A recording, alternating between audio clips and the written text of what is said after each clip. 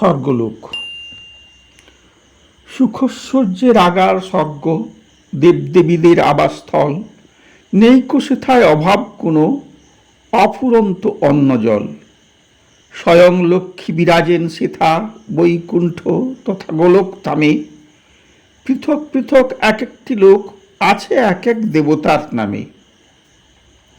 সৃষ্টিকর্তা ব্রহ্মা থাকেন সবার উপরে ব্রহ্মলোকে, গোলকধামে বিষ্ণুলোক, শিব থাকেন কৈলাসেতে। ধর্ম, সূর্য, ইন্দ্র, চন্দ্র প্রত্যেকের আছে পৃথক লোক।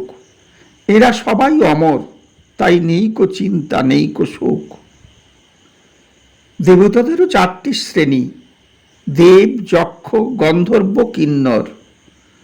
কর্মদক্ষতা ও গুণের নিরিখে এই বর্ণাশ্রম আছে দেবতাদের ভিতর। উদার স্বভাব, সর্বগুণের অধিকারী, নির্গুণ, তাই দেব তারা। সুযোদ্ধা, সঞ্চয়ী আর হিসাব বোঝেন যক্ষ যাঁরা। অভিনয় ও রণবিদ্যায় গন্ধর্বেরা ভীষণ পারদর্শী। গীত ও বাদ্য নৃত্যকলায় কিন্নররা পাটোয়ার পটীয়সী। অমরলোকে একটি সাগর, একটি নদী, একটি নদ।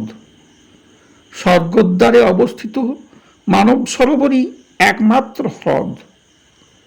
ক্ষীরোদ, অর্ণব, ব্রহ্মপুত্র, মন্দাকিনী নদ ও নদী, যমুনা, সরস্বতী, বৈতরণী আছে তিনটি উপনদী।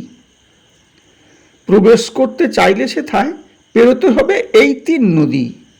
বৈতরণী কেউ পারবে না পেরোতে, লোভ লালসা থাকে যদি।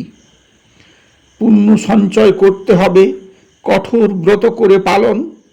জপ তপস্যায় তন্ময় থেকে করতে হবে কৃচ্ছ সাধন। সৎসঙ্গ ও আধ্যাত্মিক চিন্তায় সতত মগ্ন করলে কায়মন, তবেই হবে মোক্ষ লাভ, খুঁজে পাবে পরম রত্নধন। নমস্কার।